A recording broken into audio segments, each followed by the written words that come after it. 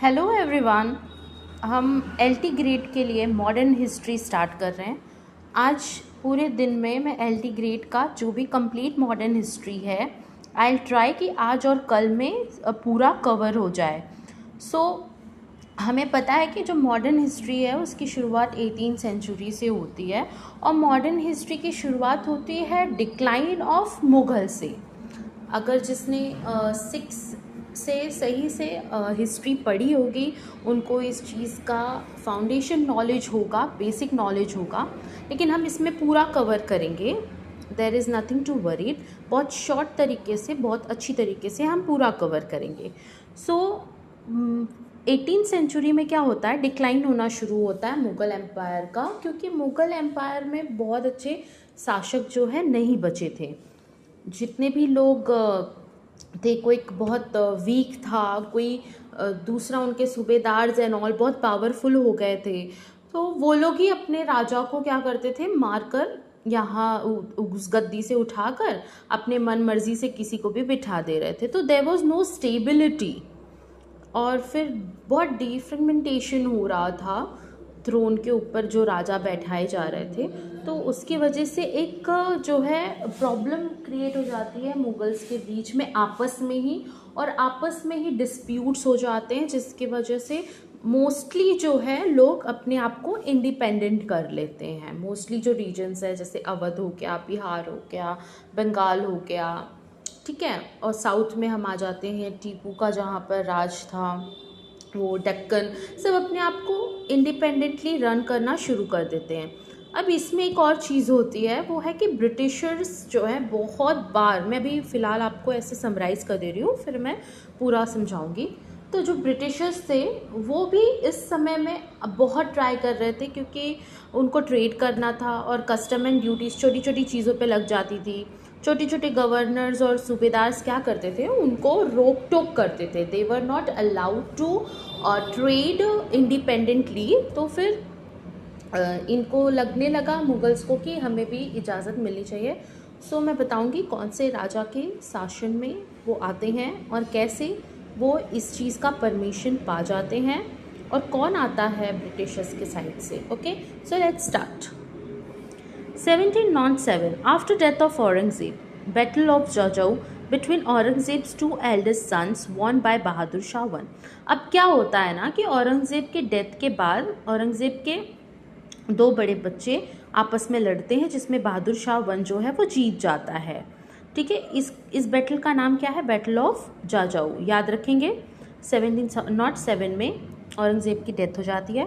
अब ये जो बहादुर शाह 1 है ये खुद ही बहुत ही उम्रदार होते हैं। इनकी एज अराउंड 63 इयर्स की थी जिस समय पर ये राजा बने थे। तो फिर आप समझ ही सकते हो कि एक इतना एज का राजा किस तरह से राज जो कर सकता है, वो अच्छे से तो कर पाएगा नहीं जो उसकी एज थी, राइट।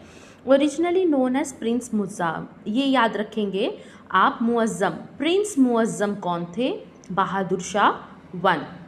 ये कब से कब तक राज किया था इन्होंने, 1709 से 1712 तक, ठीक है। और ये किसके बेटे थे, ये बड़े बच्चे थे किसके, औरंगज़ेब के, ठीक, याद रहेगा। और कौन से बैटल में ये जीते थे, बैटल ऑफ जाजाऊ, ओके। और कितने एज के थे जब ये जीते थे, he was 63 years old, okay.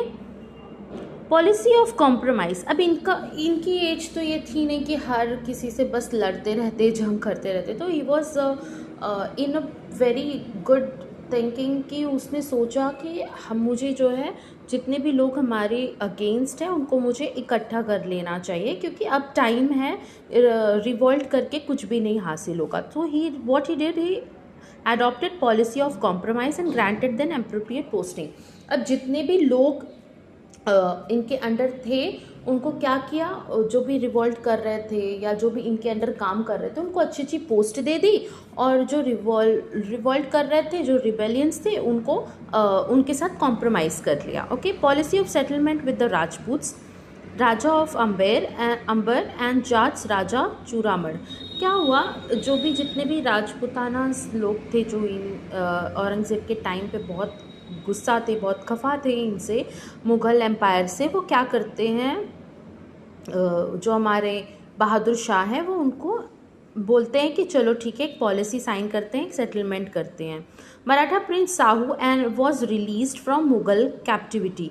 अब प्रिंस साहू, आप लोगों ने अगर छावा मूवी देखी होगी तो छत्रपति संभाजी महाराज के बेटे थे जिनको औरंगज़ेब अपने अंडर रखा था और उन्होंने ही इनका नाम साहू दिया था, ठीक है।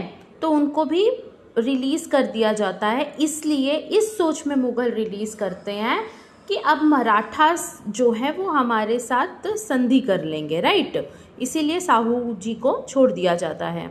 Maratha kept fighting amongst themselves against the Mughal in the Deccan. अब क्या हो रहा है कि यहाँ पर दक्कन में जो मराठास हैं उनके आपस में ही डिस्प्यूट्स चल रहे हैं, वो आपस में ही थ्रोन के लिए लड़ रहे थे। समझ में आ रहा है।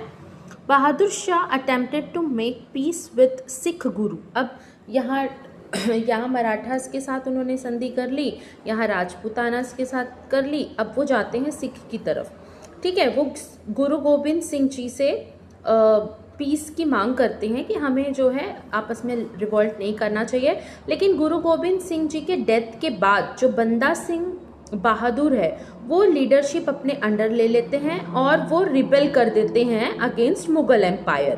कौन? बंदा सिंह बहादुर। याद रखिएगा, गुरु गोबिंद सिंह जी के डेथ के बाद बंदा सिंह बहादुर ने क्या किया, लीडरशिप अपने अंडर ले ली और रिवॉल्ट को कंटिन्यू किया। ओके, फिर अभी रिवॉल्ट जब कर ही रहे हैं तो फिर बहादुर शाह तो ऐसे बैठ के देखेंगे नहीं। सो उन्होंने भी क्या किया, कंपेन किया अगेंस्ट दिस रिबेलियंस, ठीक है। सिख रिबेलियंस के अगेंस्ट उन्होंने कैंपेन शुरू किया, ठीक है।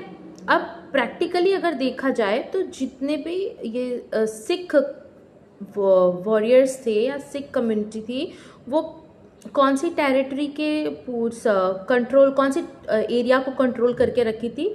सतलुज और यमुना रिवर के पास की जितनी भी एरिया है वो किसके अंडर आ गई थी? सिख के अंडर आ गई थी। Okay, Sikh movement was an open challenge to Mughal royalty. अब सिख मानने वाले नहीं थे, दे वर लाइक कि नो, हमें अपना सिख एम्पायर एक सेटल करना है, हम आपके अंडर नहीं रहेंगे, हमें एक इंडिपेंडेंट एम्पायर चाहिए। तो बंदा जो थे बंदा सिंह बहादुर, उन्होंने अपने आप को सच्चा बादशाह मतलब द किंग घोषित कर दिया। उन्होंने एक नया कैलेंडर स्थापित किया, कॉइन्स बनाए जिसके ऊपर गुरु नानक देव जी और गुरु गोबिंद जी का नाम था। Okay, Bahadur Shah one could not crush the Sikh movement. वो मतलब सिख मूवमेंट को दबा नहीं पा रहे थे, बस क्या कर पा रहे थे, वो जितने भी सिख लोग थे उनको प्लेन से बस वो हिमालयन फुट हिल्स तक ही पछाड़ पा रहे थे। हिमालयन फुट हिल्स तक ही वो जा रहे थे सिख्स अपने आप को प्रोटेक्ट करने के लिए, लेकिन उनको हरा नहीं पा रहे थे बहादुर शाह वन। तो होता क्या है, मार्च 1712 से फरवरी 1713 तक एक साल के लिए जहांदार शाह, जो किसके बेटे थे? बहादुर शाह के बेटे थे, उनको बना दिया जाता है राजा, ठीक है। अब उनको राजा बनाने के बाद जो जहांदार शाह थे वो बहुत स्टेबल रूलर नहीं थे, बहुत अच्छे नहीं थे, बट स्टिल ही ट्राइड। उन्होंने एक साल के लिए इजरा सिस्टम मतलब उन्होंने कोशिश की कि जो उनके एम्पायर का, जो उनके राज की फाइनेंशियल कंडीशन है वो बहुत अच्छी हो जाए। उन्होंने ये ट्राई किया, इसलिए उन्होंने इजरा सिस्टम जो है लागू किया और एबॉलिश किया जजिया एक टैक्स होता था, आपको पता होगा अगर आपने मुगल हिस्ट्री में अकबर के बारे में पढ़ा होगा ग्रेड 7 में, तो अकबर ने भी जजिया हटाया था, ठीक है।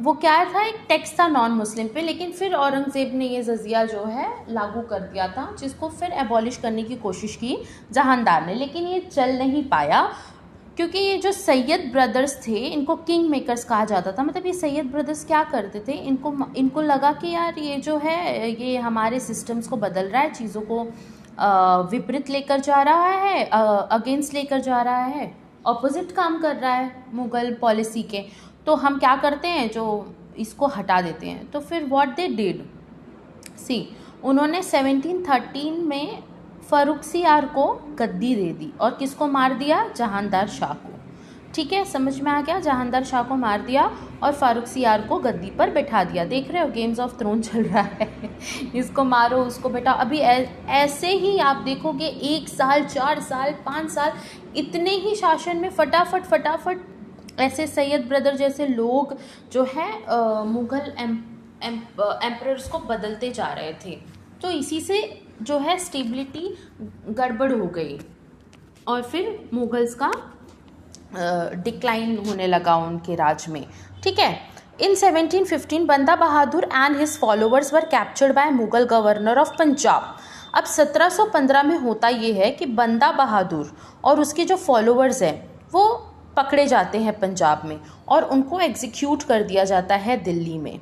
ठीक है। अब ये जो सिख एम्पायर है ना बनता है कुछ 18-20 साल बाद बनता है सिख एम्पायर, लेकिन उस समय के लिए ये सिख एम्पायर नहीं बन पाता है। क्यों? क्योंकि 1715 में बंदा बहादुर जी और उनके जितने भी फॉलोअर्स हैं वो कैप्चर कर लिए जाते हैं मुगल गवर्नर द्वारा पंजाब में और एग्जीक्यूट कर दिए जाते हैं दिल्ली में। आई होप यहाँ तक समझ में आ गया होगा। Let's move further. ये जो फारुखसियार था कन्विंस जनरल अशफ झा। अब ये देखो यहाँ पे मेजर बात आती है। अशफ झा जो थे ना, अशफ झा 1, ठीक है, ये बहुत पावरफुल जनरल थे। किसके टाइम के? औरंगज़ेब के टाइम के। याद रखेंगे हम, जनरल अशफ झा 1 औरंगज़ेब के टाइम के बहुत ही पावरफुल जनरल थे। वो जो भी एरिया औरंगज़ेब बोलता था ना कि कैप्चर करके लाओ कोई हमको दो, तो ये जो अशफ झा है इतना पावरफुल इतना माइंडफुल पर्सन था कि ये वो एरिया कैप्चर कर लेता था। ठीक है।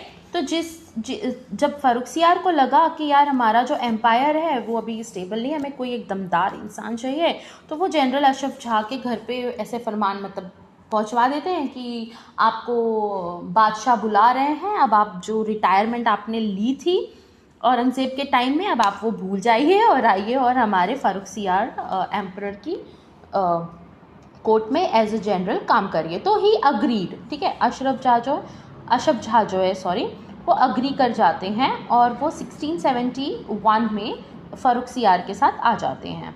ठीक है। अब इनको बना दिया जाता है वाइसरॉय ऑफ डेक्कन।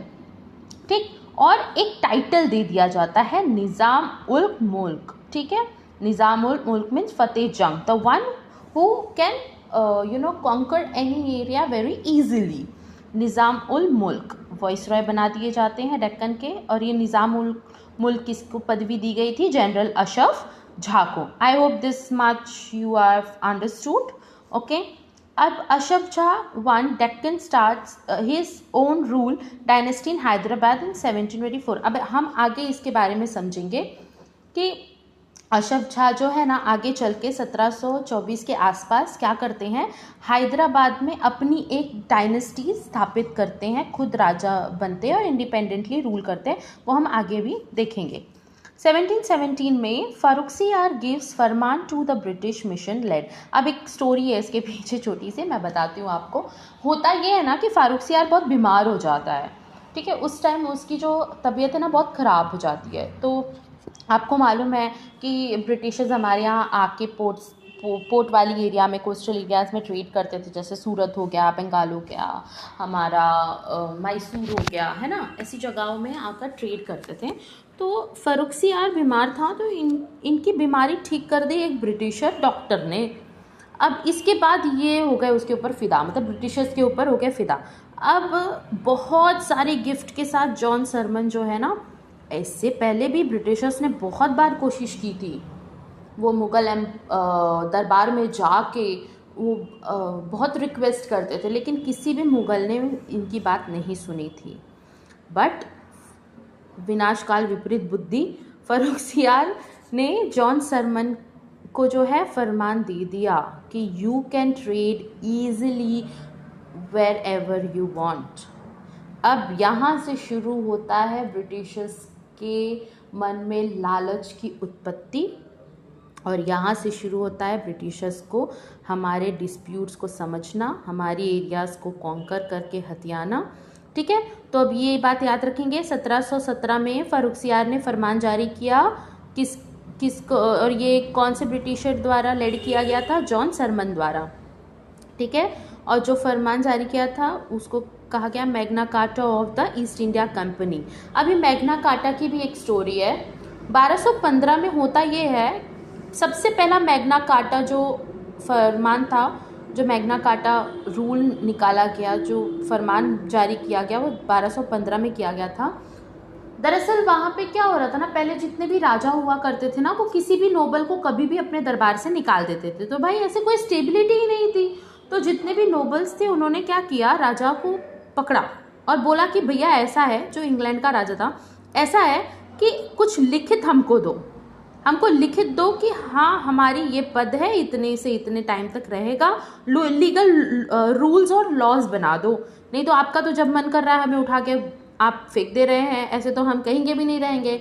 तो फॉर्चुनेटली राजा मान जाता है और 1215 में एक मैग्ना कार्टा साइन होता है, ठीक है, जहाँ पे पूरे रूल्स होते हैं। यहीं से संविधान, कॉन्स्टिट्यूशन की जो एक सोच उत्पन्न हुई थी ना, रिटन कॉन्स्टिट्यूशन की, वो ये मैग्ना कार्टा से होती है। इसलिए ये Magna carta Indian history world history में इम्पॉर्टेंट है। आई एम सो सॉरी। फिर ठीक है, अब ये फरमान में होता क्या है वो देखेंगे। बंगाल में बोल दिया कि आप इजीली इंपोर्ट और एक्सपोर्ट कर सकते हो बिना किसी कस्टम ड्यूटी के। मतलब कितना आसान हो गया है इनके लिए, जिनको हर बार पता नहीं कितने कितने प्रोसेस से गुजरना पड़ता था, कितने लोगों को ब्राइब करना पड़ता था, कितने लोगों को टैक्सेस देने पड़ते थे। अब वो चीज़ बहुत आसान हो गई ईस्ट इंडिया कंपनी के लिए। एनुअली पेमेंट कितना देना होता था? सिर्फ 3000 रुपया आप साल का एक बार भर दो मुग़ल एम्परर को, और आप पूरे साल आराम से बिना किसी कस्टम ड्यूटीज़ के, बिना 1 रुपए के आप जो है व्यापार करो, ठीक है। ईस्ट इंडिया कंपनी को एक मतलब मिल गया, परमिशन मिल गया कि वो दस्तक, दस्तक मतलब एक, जैसे आप देखते होंगे कि जो इम्पोर्ट और एक्सपोर्ट की गाड़ियाँ होती हैं उनको परमिट रहता है, वो परमिट देखकर ही पुलिस वाले उनको आगे बढ़ने देते हैं, है ना। तो उसी तरह से ईस्ट इंडिया कंपनी को परमिशन मिल गई दस्तक बनाने की, ट्रांसपोर्ट ऑफ गुड्स, ताकि वो गुड्स को ट्रांसपोर्ट कर सकें। वो खुद ही अब जो है दस्तक बना सकते हैं, परमिट बना सकते हैं, और उनको अलावेंस मिल जाएगा। East India Company allowed to rent more lands around Calcutta. अब कलकत्ता में पहले क्या था ना कि कुछ ही एरियाज़ में इनको परमिशन मिली थी कि हाँ भाई आप ये फला एरिया में आप ट्रेड कर सकते हो, इंडस्ट्री सेटअप कर सकते हो, whatever you want to do. लेकिन अब क्या हो गया कि ईस्ट इंडिया कंपनी को और ज़्यादा ज़मीनें मिल गई कलकत्ता में रेंट पर, ठीक है। हैदराबाद में क्या होता है? हैदराबाद में has rights of free trade, free trade का राइट मिल गया। खाली कहाँ पेमेंट करना है रेंट के लिए? मद्रास में, बस। सूरत में क्या हुआ? 10,000 आप साल का दे दीजिए, ठीक है। सूरत में अगर आपको इंडस्ट्री सेटअप करनी है, ट्रेड करना है, वॉट एवर इट इज़, आप 10,000 साल का दे दीजिए, आपको कस्टम ड्यूटीज़ जो है उस पूरे साल में कहीं भी भरना नहीं पड़ेगा। अब इतने के बाद ये तो भैया इनको उंगली दी गई, ये तो गला पकड़ लिए। अब और इन्हें गला पकड़ने दिया गया। देखिए कॉइन्स भी इन्होंने वैलिड कर दिए, ईस्ट इंडिया कंपनी के मुग़ल लोगों ने कॉइन्स भी वैलिड कर दिए। समझ में आया? जो भी कॉइन्स था ईस्ट इंडिया कंपनी का वो भी वैलिड हो गया। ओके, अब इसके बाद ये तो हो गया कि किस तरह से ब्रिटिशर्स ने एंटर किया और किस तरह से ब्रिटिशर्स का जो है मन बढ़ा दिया गया, ताकि वो हमारी जो एरियाज़ है कैसे वो कॉन्कर करने के लिए उनकी हिम्मत बढ़ जाती है। इसको हम और नेक्स्ट वाले वीडियो में मैं और डिटेल में बताऊंगी। 1719 में सैयद ब्रदर्स रिमूव फर्रुखसियार। जो एक बार धोखेबाज होता है ना, वो हर बार धोखेबाज होता है। जिस तरह फर्रुखसियार को बैठाया था ना गद्दी पे, उसी तरह से सैयद ब्रदर्स ने फर्रुखसियार को गद्दी से हटा फेंका। किसकी मदद से? मराठा पेशवा बालाजी विश्वनाथ की मदद से, ठीक है। ब्लाइंडेड एंड किल्ड मतलब इनको अंधा करके मार दिया गया। किसके द्वारा? सैयद ब्रदर्स द्वारा, ठीक है। किसको अंधा करके मार दिया गया 1719 में? फर्रुखसियार को, जिसको इन्होंने गद्दी पे बैठाया था। देखो गेम्स ऑफ थ्रोन देखते जाना, अभी तो आगे और खराब कंडीशन होती है। सैयद ब्रदर्स प्लेस्ड रफ़ी उद दराजत, ठीक है, एंड रफ़ी-उद-दौला, जिनको शाहजहाँ टू भी कहा जाता है। तो ये याद रखेंगे हम, शाहजहाँ टू किसको कहा जाता है? रफ़ी-उद-दौला को। ओके, तो सैयद ब्रदर्स ने इन दोनों को भी कुछ टाइम पीरियड के लिए दिल्ली दरबार में बैठा दिया। ठीक है, उसके बाद इनसे भी ये संतुष्ट नहीं होता है। ठीक है, फिर 1719 में ये उठा के बैठा देते हैं मोहम्मद शाह को। अब मोहम्मद शाह रंगीला अब निकला चालाक।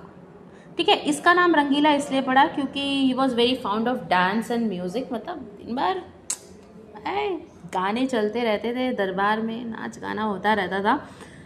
ठीक है, इनको 18 साल की उम्र में बैठा दिया सैयद ब्रदर्स ने। अब ये निकला बड़ा चालाक, इसको लगा भैया ये धोखेबाज लोग हैं, मुझे भी कभी भी उठा के फेंक सकते हैं। तो इसने कहा इन्हीं को साफ कर देते।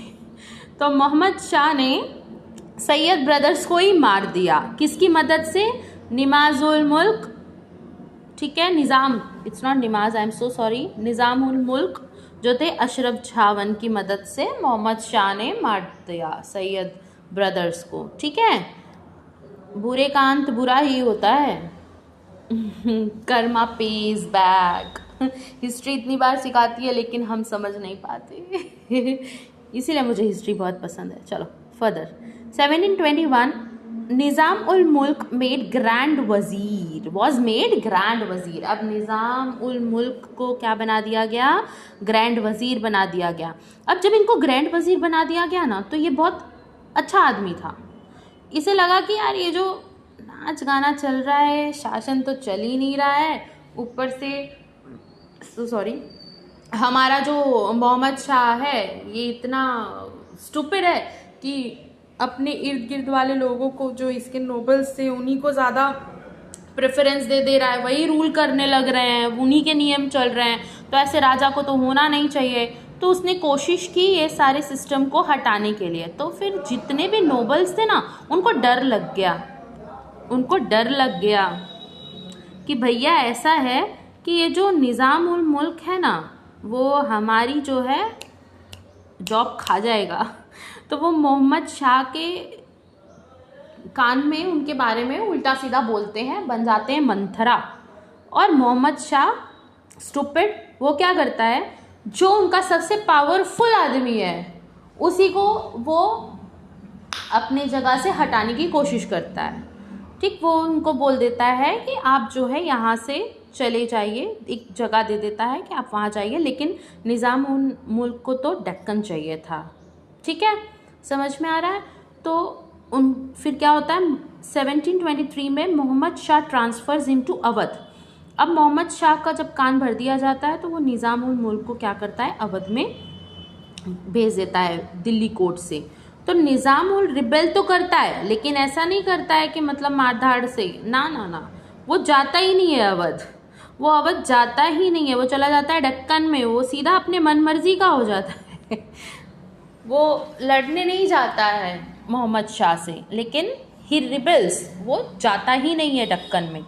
फिर 1724 में बैटल ऑफ साखर खेड़ा होता है दक्कन में।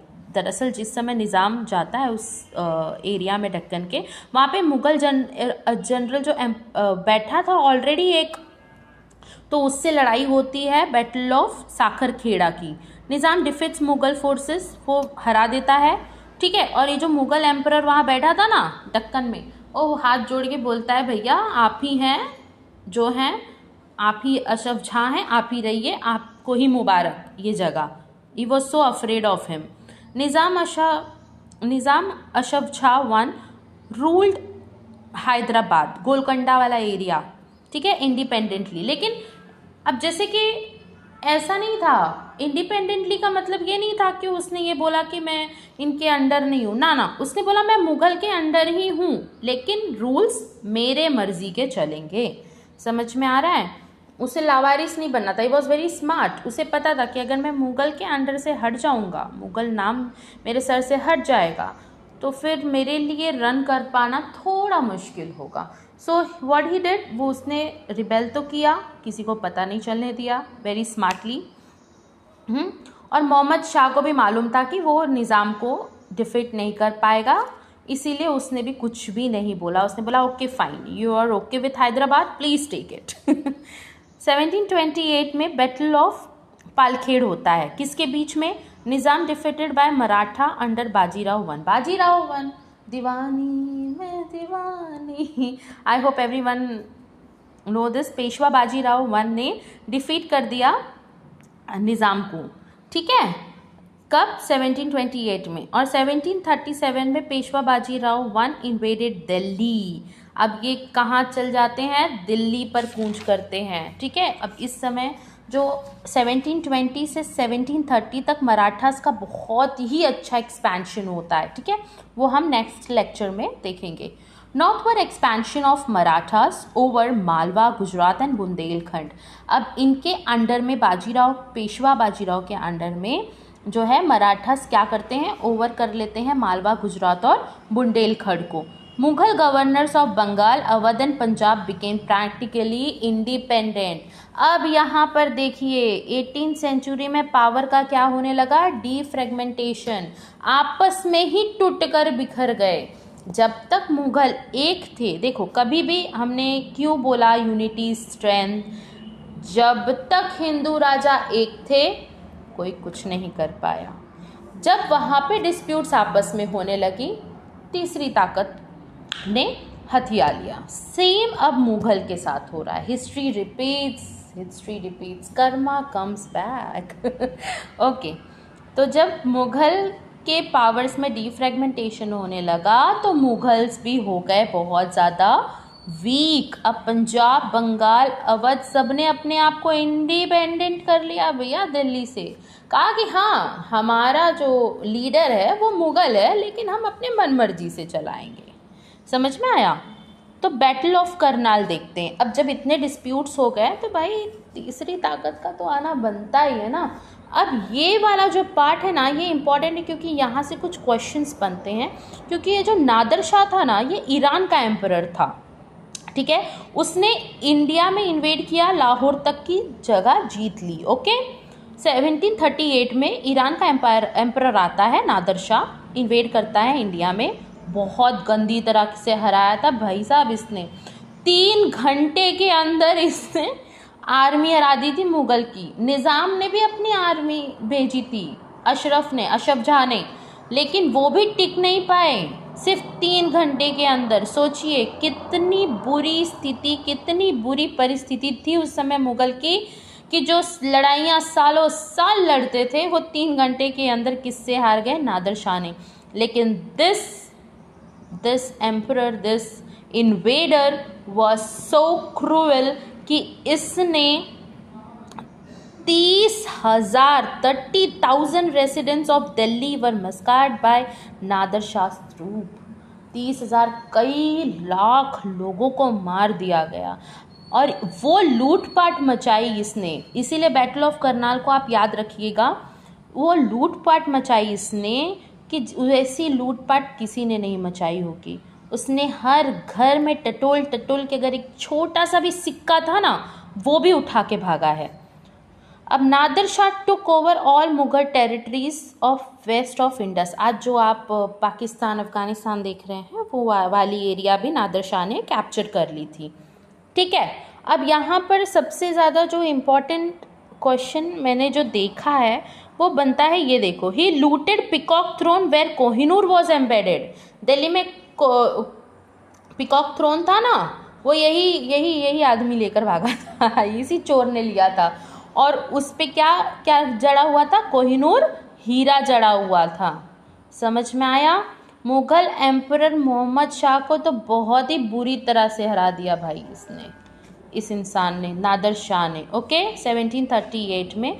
1739 में बैटल होती है जिसको सिर्फ 3 घंटे के अंदर ये जीत जाता है और उठा के लेके जाता है पिकॉक थ्रोन। बीपीएससी के एग्ज़ाम में भी ये क्वेश्चन था, सो उस बेसिस पे। अब हम आते हैं लास्ट पार्ट पे हमारे आज के लेक्चर के। यहाँ पे तो बहुत खतरनाक स्थिति हो गई, आप लोगों ने समझ लिया होगा। अब यहाँ देखते हैं, अब देखो कितने जल्दी जो है ना राजाओं को बदल दिया जा रहा है, और कितना बुरा कि हर कोई आके एक दूसरे को मार के, आँख फोड़ कर, मार कर, बैठा कर चला जा रहा है। देखिए 1747 to 1767 invasion of Mughal empire by Ahmad Shah Abdali. अब ये महाराज के बाद आते हैं अहमद शाह अब्दाली। पहले किसने किया था? नादिर शाह ने, आपने देख लिया, ठीक है। नादिर शाह के बाद कौन आता है? अहमद शाह अब्दाली। कब आता है? 1747 to 1767, Durrani king of Afghanistan after death of Nadir Shah. अब ये महाराज लड़ते हैं battle of Panipat, third battle of Panipat में यही लड़ाई इन्होंने लड़ी थी, अहमद शाह अब्दाली ने, ठीक है। ये लड़ाई कब से कब तक चली थी? 1757 टू 1761 तक, याद रहेगा। ये देखो इंपॉर्टेंट चीज़ है, 1757 to 1761 third battle of Panipat कौन लड़ता है? अहमद शाह अब्दाली। ओके, अब हम आगे बढ़ते हैं। अब यहाँ पर आप जानते ही हैं Ahmad Shah Abdali was the winner of course. 1748 to 1754 Ahmad Shah became the Mughal ruler after Mohammad Shah. अब मोहम्मद शाह के बाद कौन बनता है रूलर? अहमद शाह बनता है। लेकिन ये भी उतना अच्छा राजा नहीं बनता, वो गवर्न ही नहीं कर पाता। इसके होते हुए राज कौन कर रहा है? रानियां कर रही हैं और उनके लवर्स कर रहे हैं, अनाउंस्ड लवर्स, जावेद खान, ठीक है, ये लोग राज कर रहे हैं। तो फिर ऐसे राजा का क्या मतलब? तो राजा तो इनकम्पिटेंट था, राज कर ही नहीं पा रहा था, ठीक है। उसके इर्द गिर्द के लोग राज कर रहे थे, रूल चला रहे थे अपना, तो ये भी नाकामयाब साबित होता है। 1754 में गाजी उद्दीन खान, फिरोज जंग 3, अब ये है ग्रैंड सन ऑफ अशफ झा 1 का ग्रैंड सन, और उससे भी 10 गुना ज़्यादा पावरफुल और दिमागदार इंसान, ठीक है। इसको उपाधि मिली थी उमादुल मुल्क की, ठीक है। बहुत ही कम उम्र में ही इसने ये उपाधि ले ली थी। इसके दादाजी को उपाधि मिली थी किसकी? आप सब जानते हैं, निज़ामुल मुल्क की, और इसे उपाधि मिली इमादुल मुल्क की, ठीक। Blinded, imprisoned and murdered Mughal emperor Ahmad Shah. अब अहमद शाह तो भाई बहुत कमज़ोर था। फिरोज जंग के पास एक बहुत अच्छा चांस था, उसने क्या किया? अहमद शाह की आंखें फोड़ दी। देखो सब आंखें फोड़ रहे हैं और मार रहे हैं एक दूसरे को। हाँ, 1754 में उसकी आंखें फोड़ दी और उसको मार दिया, ठीक है। और खुद जो फिरोज जंग 3 था ना, बहुत स्मार्ट था। वो क्या करता है? वो पहले क्या था? मुगल सूबेदार था, और किसके साथ उसने अलाइड किया था? मराठास के साथ, इसको हराने के लिए। किसको हराने के लिए? अहमद शाह को हराने के लिए, ओके। फिर ये अब आ जाता है पावर में। 1754 टू 1758 आलमगीर 2 को बैठा देता है, ठीक है। अब ये जो फिरोज जंग 3 है ना, ये क्या करता है? आलमगीर को बैठा देता है। आलमगीर कौन था? Son of emperor Jahandar Shah का बेटा आलमगीर 2। उसको 1754 में हटाकर किसको? अहमद शाह को हटाकर मारकर बैठा दिया जाता है, ठीक है। और ये कैसा था? ये पपेट की तरह काम करता था, मतलब कठपुतली की तरह। फिरोज जंग 3 के अंडर पपेट की तरह काम करता था। अब भैया आपने देखो, फिर हिस्ट्री रिपीट कर रही है अपने आप को। अब ये आलमगीर 2 पपेट था, तो इसको 1759 में आलमगीर 2 को मरवा देता है फिरोज जंग 3, ठीक है। आज के लिए इतना ही लेक्चर। आई होप सबको समझ में आ गया होगा।